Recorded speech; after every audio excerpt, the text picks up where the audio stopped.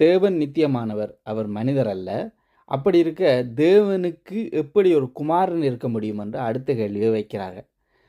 நான் உண்மையில சொல்லப்போனா கிறிஸ்தவ விசுவாசத்தில் தேவனுடைய குமாரன் என்றால் அவர் மனிதர் போல பிறந்த குழந்தை என்ற அர்த்தமல்ல. அது ஆவிக்குரிய உறவை குறிக்கிறது. தேவனுடைய குமாரன்றது ஆவிக்குரிய உறவை குறிக்கிறது. யோவான் 1:1 சொல்லப்பட்டிருக்கிறது, ஆதியிலே வார்த்தை இருந்தது, அந்த வார்த்தை தேவனோடு இருந்தது, அந்த வார்த்தை தேவனாயிருந்தது, அந்த வார்த்தை மாமிசமாகி நம்முடைய வாசம் பண்ணினது. அப்ப அந்த வார்த்தை தான் மாமிசமாகி நம்மிடத்தில் வாசம் பண்ணினது. அதைத்தான், அந்த வார்த்தையை தான் கர்த்தராகிய இயேசு கிறிஸ்து என்று குறிப்பிடுகிறோம்.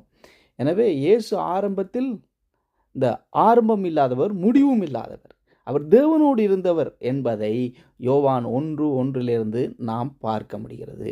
எனவே தேவனுடைய குமாரன் என்பது நீங்கள் நினைக்கக்கூடாது அவருக்கு ஒரு பிறப்பு இருக்கிறது, அவருக்கு ஒரு முடிவு இருக்கிறது என்று சொல்லி நினைக்கக்கூடாது. அவரும் நான் ஆல்பாவும் ஒமேகாவும் இருக்கிறேன் என்று சொல்லி வெளிப்படுத்தின விசேஷத்தில் தெளிவாக சொல்லப்பட்டிருக்கிறது. அடுத்தது, தேவனுடைய குமாரன் என்பது ஒரு குறியீடா அல்லது எப்படி இதை சொல்லப்பட்டிருக்கிறது நீங்கள் பார்த்தால், அது ஒரு தெய்வீக உறவை குறிப்பதற்கு, தெய்வீக தன்மையை குறிப்பதற்கு பயன்படுத்தப்பட்டிருக்கிற சொல்.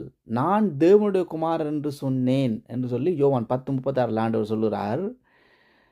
இயேசு தன்னை பிதா என்று சொன்னதால் யூதர்கள் அவரை கொல்வதற்கு என்ன செய்தார்கள்? கல்லுகளை எடுத்து எறிகிறதற்கு தயாரானார்கள்.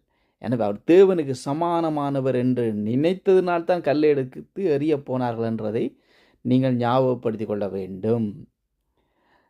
கிறிஸ்தவ விசுவாசத்திற்கு தேவனுடைய குமாரன் என்பதுதான் அடிப்படை. தேவனுடைய குமாரன், நாம் ரோமரிலே சொல்லப்பட்டிருக்கபடி கர்த்தராகிய இயேசு கிறிஸ்துவை தேவனுடைய குமாரன் என்று அறிக்கையிட்டு, வாயினால் அறிக்கையிட்டு, அவர் இருதயத்தில் வாயினால் அறிக்கையிட்டு அதை ஏற்றுக்கொள்ளும் போது தான் ரட்சிப்பே உண்டாகிறது. எனவே தேவனுடைய குமாரன் என்றது தான் கிறிஸ்தவத்துக்கு வழியாகவும் சத்தியமாகவும் ஜீவனுமாய் இருக்கிறது என்றதை மறைந்து போகக்கூடாது. பிரியமானவர்களே, நீங்கள் இயேசு கிறிஸ்துவை ஏற்றுக்கொள்ளாமல் இருந்தால் தயவு செய்து இன்றைக்கு அவரை ஏற்றுக்கொள்ளுங்கள். தேவனுடைய குமாரனாக ஏற்றுக்கொள்ளுங்கள். இரட்சகர் என்று அறிக்கையிடுங்கள். ரட்சிப்பை பெற்றுக்கொள்ளுங்கள். God bless you.